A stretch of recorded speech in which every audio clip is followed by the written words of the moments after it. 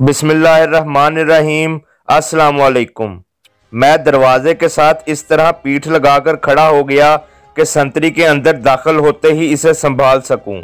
चंद ही लम्हों बाद मुझे दरवाजे पर आहट सी सुनाई दी। मैं चौकन्ना हो गया, लेकिन कमरे से कोई भी बरामद ना हुआ। मजीद चंद लम्हे गुजरने पर मेरे सब्र का पैमाना लबरेज हो गया और मैं कमरे के अंदर घुसने पर तैयार हो गया। गन दोनों हाथों में पकड़कर मैंने ठोकर मारकर दरवाजा खोला और तेजी से अंदर दाखिल हो गया। अंदर दो आदमी हाथों में ताश पकड़े खेल में मशगूल थे। बाकी तमाम कमरा खाली पड़ा था। मेरे अंदर घुसते ही उन्होंने हड़बड़ाकर खड़ा होने की कोशिश की, लेकिन मेरी धाड़ सुनकर अपनी जगह पर साकन हो गए। खबरदार, अगर किसी ने हरकत की तो भून डालूंगा।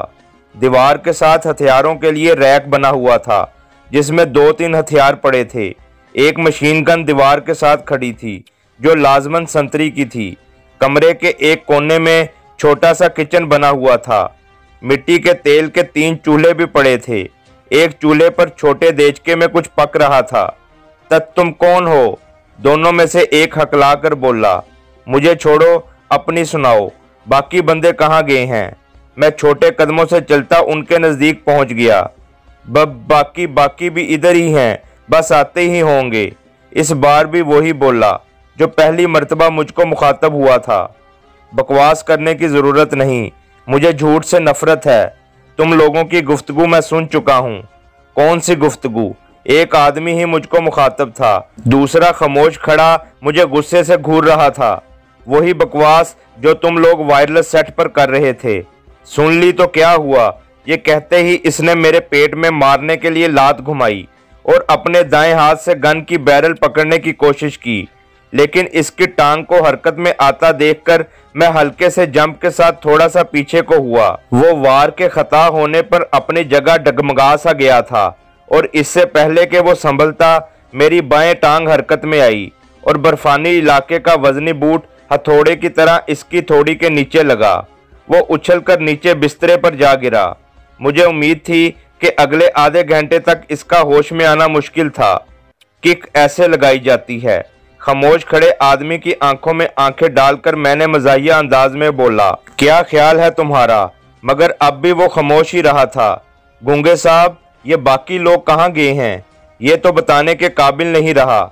मैंने नीचे पड़े आदमी की तरफ इशारा करके कहा, हमारी एक पार्टी गुम हो गई है। तमाम लोग उसको तलाश करने निकले हैं। पार्टी गुम हो गई है? मगर कैसे? जैसे इस इलाके में गुम होती है भाई, वैसे ही गुम हुई है। आ गई होगी किसी एवालॉन्च के नीचे या फिर रास्ता भटक गई होगी। कब से गुम है? मैंने पूछा। आज शाम से ही राब्ता नहीं हो रहा। मैं समझ गया कि सूबेदार दास की पार्टी की तलाश के लिए दाएं बाएं की नजदीकी पोस्टों से पार्टियां रवाना की गई होंगी।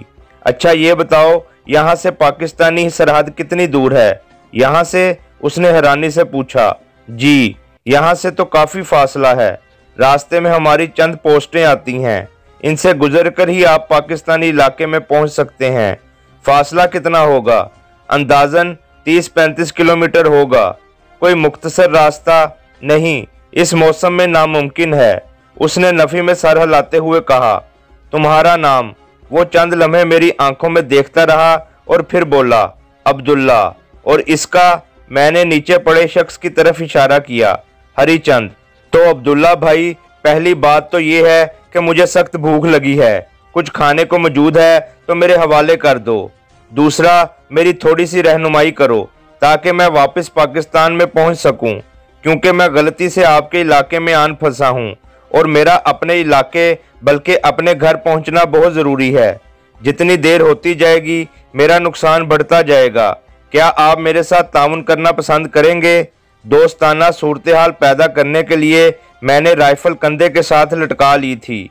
आप जो भी हैं भाई साहब, मेरा आपको मशवरा यही है कि जल्द अज जल्द यहाँ से निकलने की कोशिश करो, क्योंकि किसी भी लम्हे वो यहाँ पहुँच सकते हैं और तुम अकेले शायद 10-15 बंदों का मुकाबला ना कर सको।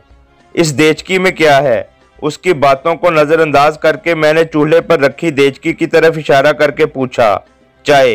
वो मुख्तसरन बोला, वेरी गुड कहकर मैं आगे बढ़ा और चूल्हे के साथ रखे कप में गर्म चाय निकालकर लुत्फ अंदोज होने लगा।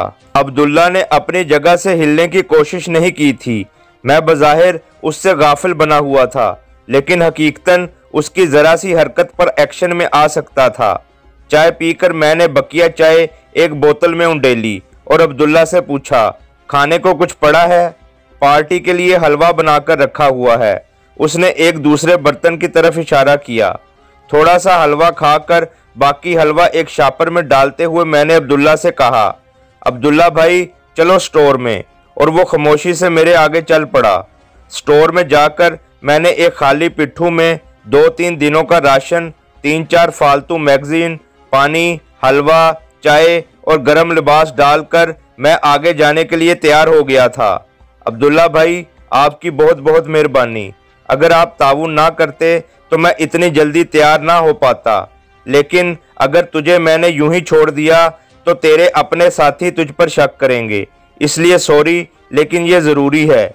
ये कहते ही मैंने बिजली की सी तेज़ी से स्टेन गन का बट उसके सर में मारा और वो आवाज़ के साथ ज़मीन पर गिर गया। उसे उठाकर मैंने एक बिस्तर पर डाला और बाहर जाने के लिए तैयार हो गया। गो उसके सर पर बट मारे बगैर भी मैं उसे बेहोश कर सकता था, लेकिन इस तरह भी उसकी शख्सियत मशकूक हो जानी थी। हरीचंद अभी तक उसी पोजीशन में पड़ा था। मैं बैरूनी दरवाज़ा खोलकर बाहर निकला और अब्दुल्ला की बताई हुई सिमत की तरफ कदम बढ़ा दिए। बामुश्किल चंद कदम ही उठाए होंगे कि मेरी समातों में लोगों के बोलने की आवाज़ आई। मैंने जल्दी से रहायशी मकान की अकबी सिमत का रुख किया और तेज़ी से उस जगह से दूर हटने लगा।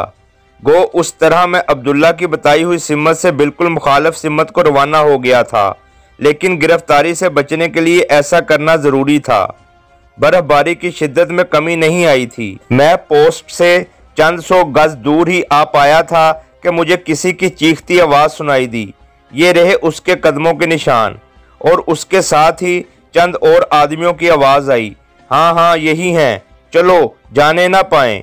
और मैं अपने बाएं हाथ पर मौजूद उभरी हुई चट्टान के पीछे लेटकर जिंदगी और मौत का मार्का लड़ने के लिए तैयार हो गया। मैं किसी भी कीमत पर जिंदा गिरफ्तार होने पर राजी ना था। जाने ना पाए कि आवाज़ों के साथ वो आगे बढ़ते चले आ रहे थे, लेकिन उनकी ये हरकत नहायत बेवकूफ़ाना थी। उसका खमियाजा इनको 2-3 लाशों की सूरत में भुगतना पड़ा। मेरी SMG से निकलने वाली गोलियों की बौछार ने उनके नारों को चीखों पुकार में बदल दिया। गो अच्छा खासा अंधेरा था, लेकिन मुझे 100% यकीन था कि वो मेरे पाँव के बने हुए निशानात की सीध में ही आगे बढ़ेंगे, और हुआ भी यही था। कुछ लोग गोली लगने की वजह से और कुछ लोग गोली से बचने के लिए बर्फ पर लेट गए और जवाबी फायरिंग शुरू कर दी, लेकिन मैं आड़ में था, इसलिए महफूज रहा। उनकी तरफ से अंधाधुंध फायरिंग शुरू रही, लेकिन मैंने पहले बरस्ट के बाद गोली चलाने की ज़रूरत महसूस नहीं की। हथियारों की लड़ाई में हमेशा वो फरीक गालिब रहता है जो मुखालफ की नफ्सियात को मद्देनज़र रख कर लड़े। मेरे लिए इस जगह पर टिक कर लड़ना नामुमकिन था, क्योंकि जल्द या बदीर उनको अपनी किसी भी पोस्ट से कुमक मिल जाती या मेरे पास एम्यूनेशन ख़त्म हो जाता। हर 2 सूरतों में मेरा पकड़ा या मारा जाना ज़रूरी था, लेकिन मैं चाहता था कि वो मेरा ताक़ुब ना कर सकें, और इसके लिए ज़रूरी था कि मैं ऐसी फ़ज़ा पैदा करूं कि वो मेरे फ़रार से लाइलम रहें। इसी मकसद के लिए उनकी धड़ाधड़ फायरिंग का जवाब देने के बजाय मैंने खामोशी इख्तियार किए रखी। जल्द ही उन्हें महसूस हो गया कि वो यकतरफा फायरिंग में मशगूल हैं। फायरिंग बंद करो, उनमें से कोई चीख कर बोला। 2 बंदे इनको पोस्ट पर ले जाओ और सेट नंबर 2 को भी इसकी इतला कर देना। बाकी तमाम लोग मेरे साथ चलें। उसको जिंदा या मुर्दा गिरफ्तार करना ज़रूरी है। वो गालबन लाशों को पोस्ट में ले जाने का आर्डर दे रहा था। सर, कहीं वो अभी तक मौजूद ही ना हो। एक सहमी हुई आवाज़ आई, तुम्हारा बाप अगर मौजूद होता तो जवाबी फायरिंग ना करता। आर्डर देने वाला लाजमन उनका सीनियर था। तुम अगर डरते हो तो उन लाशों के साथ पोस्ट पर वापस चले जाओ, बाकी चलो मेरे साथ। मैं आंखें फाड़े उनके सायों को देखने की कोशिश कर रहा था, ताकि ज़्यादा से ज़्यादा को जहन्नम वासिल करके अपने ताक़ुब के काबिल ना छोड़ूं। गो साफ मौसम की सूरत में बर्फानी इलाके में चांदनी रात के बगैर भी इतनी रोशनी होती है کہ 40-50 गज के हदूद अरबे में किसी चीज़ का हयोला महसूस किया जा सके, मगर उस वक्त आसमान बादलों से अटा हुआ था और बर्फबारी शिद्दत से जारी थी। ऐसी सूरत में उनकी आवाज़ों या कदमों की आहट से ही उनकी सिमत का अंदाज़ा कर सकता था, उसके अलावा कोई सूरत नहीं थी। अलबत्ता टार्च मेरे पास मौजूद थी, लेकिन उसको जलाने का मतलब अपनी मौत के परवाने पर दस्तखत करना था। मैं उनके करीब आने का मुंतज़िर रहा, यहाँ तक कि वो चंद कदम के फासले पर पहुँच गए। गन को मैंने पहले से ब्रेस्ट पर सेट किया हुआ था। ट्रिगर के दबाते ही उन पर क़यामत टूट पड़ी और उनकी चीखों पुकार से माहौल गूंज उठा। मैंने भी ट्रिगर से उस वक्त तक उंगली नहीं हटाई जब तक कि मैगज़ीन खाली नहीं हो गई। नई मैगज़ीन चढ़ाकर मैंने एक हल्का सा ब्रश चलाया और वहां से क्रॉलिंग करता हुआ दूर हटने लगा। पुश्त पर मौजूद पहाड़ी की आड़ में आते ही मैं खड़ा हो गया। इतनी ज़्यादा एहतियात का मकसद उसके अलावा और कुछ नहीं था कि मैं किसी अंधी गोली का शिकार ना हो जाऊं। आड़ में आते ही मैं तेज़ी से वहां से रवाना हो गया। मुझे हतमी तौर पर अंदाज़ा नहीं था कि कितने बंदे जहन्नुम वासिल हो चुके थे। अलबत्ता इस बात का मुझे यकीन था कि वो मेरे ताक़ुब के काबिल नहीं रहे हैं। कुछ दूर आने के बाद मैंने नॉर्मल अंदाज में चलना शुरू कर दिया। मुसलसल सफ़र और बेआरामी ने मेरे असाब को शल करके रख दिया था। नींद की शिद्दत से मेरी आंखें जल रही थीं, लेकिन इन सब के बावजूद मैं चलने पर मजबूर था। सुबह सादक के करीब मुझे एक खो नजर आई जिसका मुंह बर्फ से अटा हुआ था। बस एक छोटे से सुराख से मुझे अंदाजा हुआ कि ये कोई गार है। टार्च जलाकर मैंने सुराख के अंदर झांका। काफ़ी लंबी गार नजर आई। मैंने गार के मुंह से सिर्फ इतनी बर्फ हटाई कि जिससे मैं आसानी से अंदर घुस सकूं। बर्फानी तूफानों की बदौलत बर्फ गार के अंदर भी काफ़ी मिकदार में ढेर पड़ी हुई थी, लेकिन मेरी खुशकिस्मती के गार काफ़ी लंबा था। आखिरी कोने में जाकर मैंने अपने लेटने के लिए जगह साफ की, गर्म जैकेट और पजामा निकाल कर पहना, बूट उतार कर बर्फ झाड़ी, जुराबें तब्दील की और हलवे को जुड़ गया। खूब पेट भरने के बाद बाकी हलवा शापर में लपेट कर पिट्ठू में डाला और ठंडी चाय पीकर आराम के लिए लेट गया। बर्फबारी की ये खासियत है कि जब तक ये शुरू रहे सर्दी नॉर्मल रहती है, बशर्ते उसके साथ हवा ना चले। उस वक्त भी हवा बंद थी और बर्फ रुई के गालों की तरह मुसलसल आसमान से गिर रही थी। मुझे पता था कि मेरे पाँव के निशानात ज़्यादा से ज़्यादा 1 घंटे में बर्फ़ में छुप जाने थे। उसके बाद दुश्मन के लिए मेरी लोकेशन का पता चलाना नहायत मुश्किल था। हालात की संगीनी और घरेलू परेशानियां भी मेरी नींद को ना रोक सके और मैं गहरी नींद सो गया। मैं पता नहीं कितनी देर तक सोया रहता कि अचानक तेज़ गड़गड़ाहट की आवाज़ मेरे कानों में आई और मेरी आंख खुल गई। टाइम देखा तो दिन के 2 बजने वाले थे। हैली और इस मौसम में, मैंने हैरानी से सोचा, लेकिन जब मेरी नज़र गार के सुराख से आने वाली रोशनी की किरणों पर पड़ी तो मेरी हैरानी दूर हो गई। इसका मतलब है मौसम साफ हो गया है। मैं आहिस्ता से बुड़बड़ाया और उठकर गार के दहाने की तरफ बढ़ गया। सुराख से सर गुजार कर मैं जब बाहर झांका तो सूरज पूरी आबोताब के साथ चमकता नजर आया। आसमान पर बादलों का निशान तक नहीं था। मैं शायद बाहर निकलकर धूप से लुत्फ अंदोज होने की कोशिश करता कि अचानक मेरी नज़र गार से 50 गज फासले पर बने हुए कदमों के ताज़ा निशानात पर पड़ी और मैं उछल पड़ा। मैंने गौर से देखा तो ये निशानात मुझे इसी सिमत को जाते दिखाई दिए जिस सिमत से मैं चल कर आया था। हैली की आवाज़ भी इसी सिमत को जाती सुनाई दी थी और हैली का मकसद भी लाजमन जख्मियों और लाशों की तरसील था। मैं गार के दहाने से अंदर को हट आया और पिट्ठू सरहाने के नीचे रखकर एक मर्तबा फिर सोने की कोशिश करने लगा, मगर इस बार मैं नाकाम रहा। यादों का रेला मुझे पता नहीं कहां से कहां बहा ले गया। सादिया और अदनान की शक्लें मेरी आंखों के सामने आ खड़ी हुईं। फिर उनकी जगह अम्मी और अब्बू ने ले ली। बारी बारी तमाम रिश्तेदार मेरे ख्यालों में आते चले गए। पता नहीं रहमान खेल में हालात कैसे थे। आया मेरे भाइयों में से कोई मारा गया था या इसके बरक्स उन्होंने मुखालफिन में से किसी को मारकर हवालात में अपनी जगह बना ली थी। जैसे भी था, इतना अंदाज़ा बहरहाल मुझे भी था कि हालात सख्त ख़राब हैं। और गंडापुरों में हालात की खराबी का एक ही मतलब था, यानी एक या ज्यादा बंदों का कत्ल हो जाना। छोटे मोटे झगड़े तो रोजाना का मामूल थे। गंडापुरों जैसी दुश्मनियां पालने की शौकीन शायद ही कोई कौम पाकिस्तान में हो, और इन्हीं के मुतल्लिक ये कहावत मशहूर है कि गंडापुर दोस्त से ज्यादा दुश्मन बनाने पर खुश होते हैं। मैं काफी देर तक घर और गांव के ख्यालात में खोया रहा, लेकिन जैसे ही गार के अंदर मौजूद रोशनी मध्यम पड़ी और अंधेरे ने अपना रंग जमाना शुरू किया, तो मैंने भी वहां से कूच की तैयारियां शुरू कर दी। गो मेरा दिल भी कुछ खाने को नहीं चाह रहा था, लेकिन सफर की सख्ती को मद्देनजर रखते हुए मैंने कुछ न कुछ खाना मुनासिब समझा। पिट्ठू पीठ पर लाद कर मैंने गन कंधे से लटकाई और हाथ में आइस स्टिक पकड़कर चलने के लिए तैयार हो गया।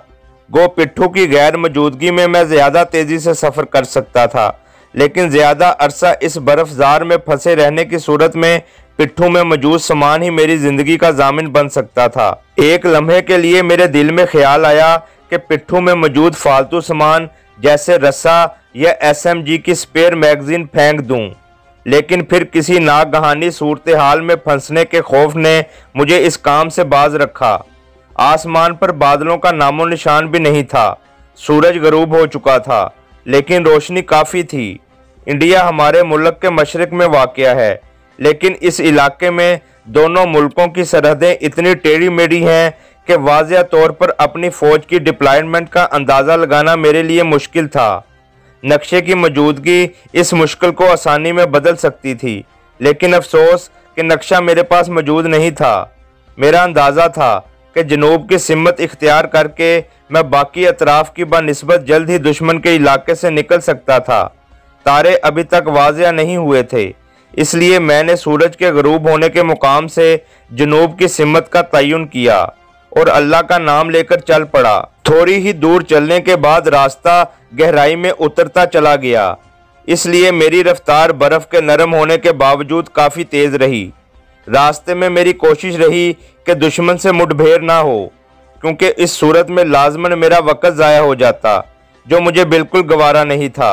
इसी वजह से मुझे बर्फानी तोदों के खतरे का इलाका भी क्रॉस करना पड़ा, लेकिन दुश्मन को बाईपास करने के लिए मैं ये भी कर गुजरा। सुबह की रोशनी फैलते ही मेरी निगाहें दिन गुजारने के लिए जगह की तलाश में सरगर्दा हो गईं।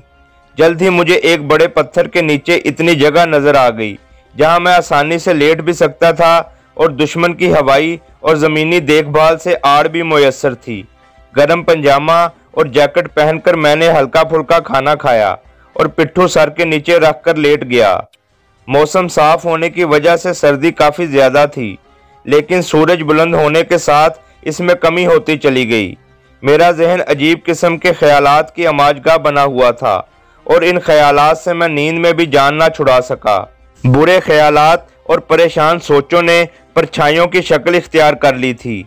मैंने अपने बाप को फांसी पर लटके हुए देखा, फिर मैंने अपने चचा को देखा कि उसका सर गर्दन से कटा हुआ था और वो हाथ के इशारे से मुझे अपनी तरफ बुला रहा है, और मैं उसकी तरफ जाने के बजाय चौधरी अनवर के पीछे दौड़ रहा हूँ।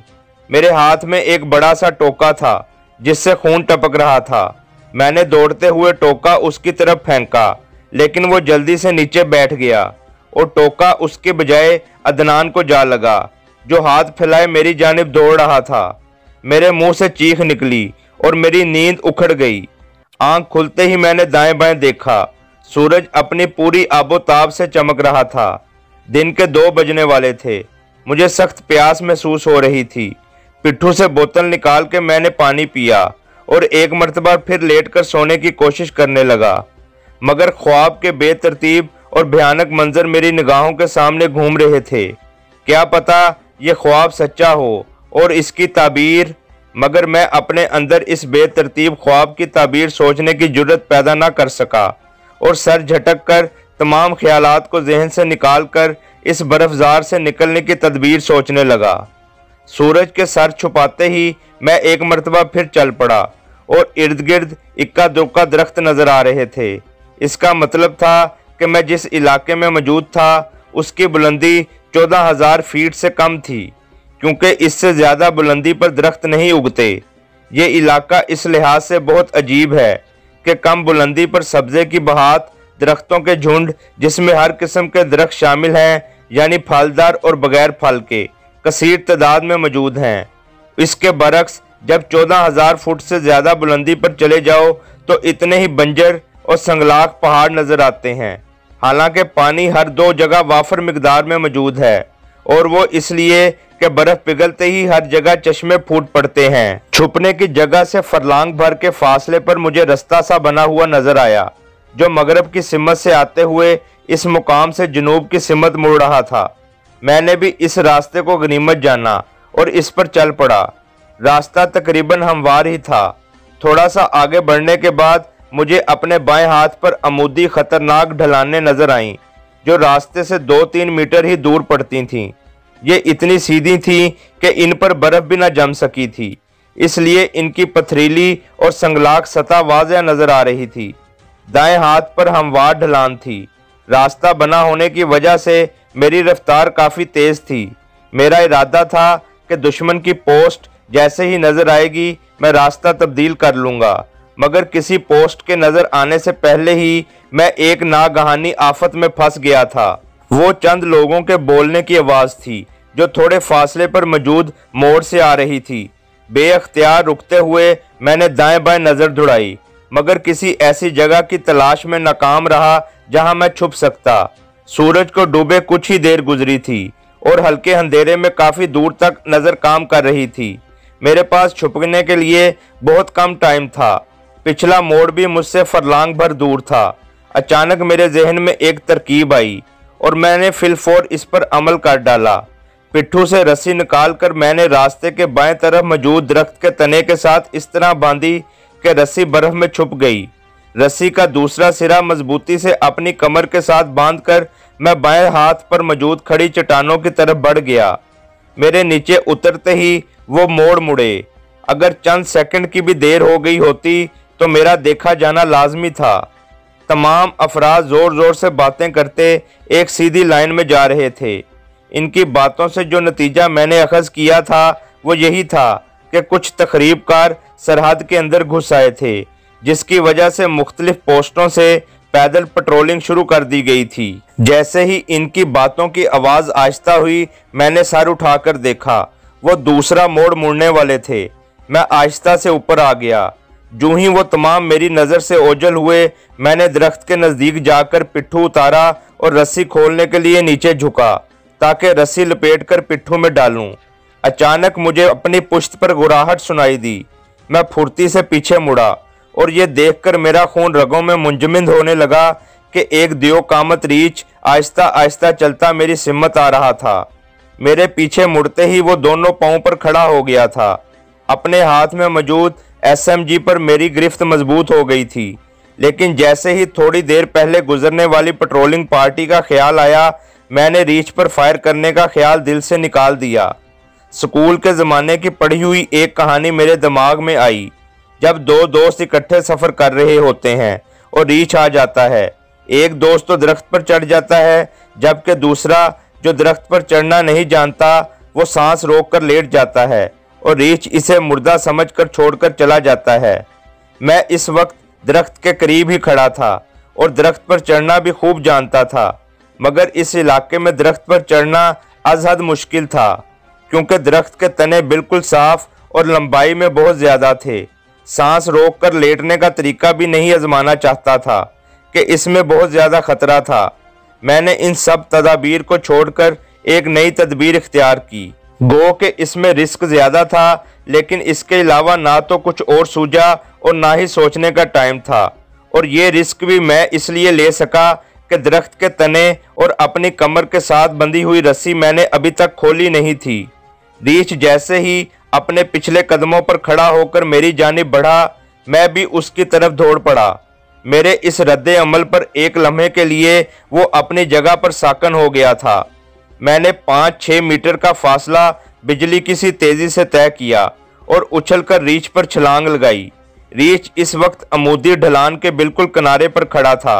मेरे छलांग लगाते ही उसने अपने दोनों हाथ मुझे जकड़ने के लिए बढ़ाए, लेकिन मेरी तवज्जो उसकी गिरफ्त से बचने के बजाय उसे नीचे गिराने की थी और इस सूरत में मेरा अपना गिरना भी लाजमी था। रीच इस सूरत में ज़रूर गिरने से बच जाता अगर मैं फ्लाइंग किक लगाकर पीछे की तरफ गिरता। इसके बरक्स मैंने अपना पूरा बोझ उसके ऊपरी धड़ पर डाला और इसे लेता हुआ पिछली जानिब मौजूद अमूदी ढलान पर गिरता चला गया। रीछ के मुंह से एक तेज गुर्राहट निकली और मुझे पकड़ने की बजाय इसे अपनी जान बचाने की फिक्र लाहक हो गई, मगर इस जगह ऐसी कोई चीज़ मौजूद नहीं थी जिसके सहारे अपनी जान बचाने के लिए सहारा ले सकता। रीछ के पांव उखड़ते ही मैं इस कोशिश में मसरूफ़ हो गया कि मेरे पाँव का रुख पहाड़ की सिमत रहे। इसके बरक्स होने की सूरत में मेरा नाकारा हो जाना लाजमी था। रस्सी के टूटने का मुझे अंदेशा नहीं था। ये रस्सी खसूसी तौर पर तैयार की गई थी, वज़न में हल्की और कारकर्दगी में लोहे की जंजीर से भी मजबूत। इसके मुतल्लिक हमने अपने कोर्स में पढ़ा था कि ये 25 टन तक वज़न सहार लेती है। इसकी लंबाई 35 से 40 मीटर के करीब थी। जैसे ही रस्सी की लंबाई ख़त्म हुई, मेरी कमर को झटका लगा और मैं तेज़ी से पहाड़ की सिमत बढ़ा। इससे पहले कि मैं इस अमूदी दीवार के करीब पहुंचता, मेरे पांव दीवार की सिमत हो गए थे। एक हाथ से मैंने रस्सी को अपने पेट के सामने पकड़कर अपना तवाज़न दुरुस्त किया और फिर आहिस्ता आहिस्ता ऊपर चढ़ना शुरू कर दिया। 35-40 मीटर का फासला तय करते हुए मुझे पसीना आ गया था। हमवार सतह पर पहुंचते ही मैंने सांस दुरुस्त किया और रस्सी को लपेटकर पिट्ठू में डाला और एक मर्तबा फिर सफ़र के लिए तैयार हो गया। रीछ से टकराव की वजह से काफ़ी टाइम ज़ाया हो गया था। इसकी कमी को पूरा करने के लिए मुझे अपनी रफ्तार तेज़ करना पड़ी। 2-3 फरलांग चढ़ने के बाद मुझे दूर हल्की सी रोशनी नज़र आई और मैं समझ गया कि वो कोई पोस्ट थी। इससे बचकर गुजरने के लिए मुझे अपनी सिमत तब्दील करना पड़ी और मैंने अपना रुख जनूब मगरब की तरफ मोड़ लिया। जारी है।